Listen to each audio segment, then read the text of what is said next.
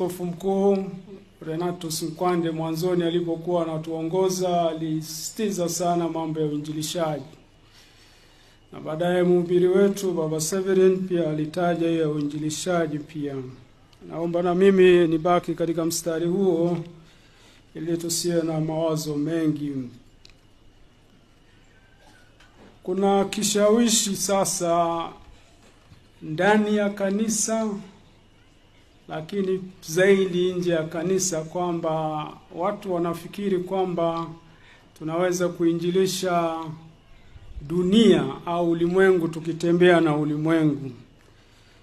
Tukitaka kufanya uinjilishaji wa kweli na wa kina, hatupaswi kuandamana na dunia.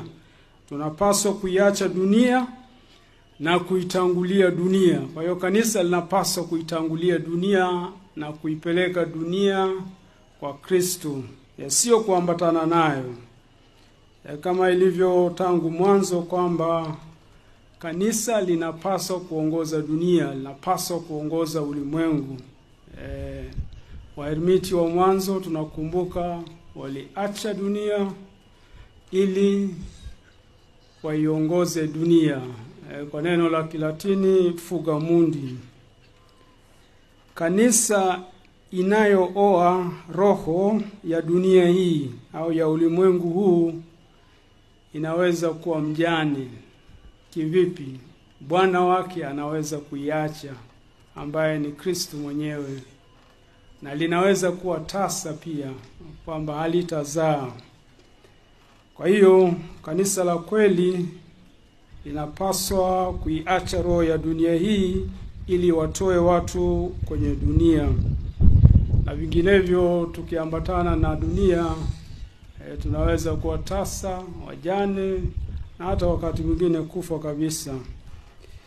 Basi kama leo sikukuu ya Mtakatifu Yosefu alivyolilinda familia, tunamwomba Bwana mwenyewe aendelee kulilinda kanisa lake na kulitakasa. Alilinde kanisa la Bariadi, alilinde kanisa la Tanzania, alinde kanisa popote ulimwenguni. Tunaelewa bila yeye, Kristo mwenyewe mwenye kanisa haliwezi kusimama imara dhidi ya dhoruba zozote. Tunaomba Bwana aendelee kulitegemeza na kuliongoza siku zote kwa neema yake. Jimbo jipya la Bariadi, asanteni sana.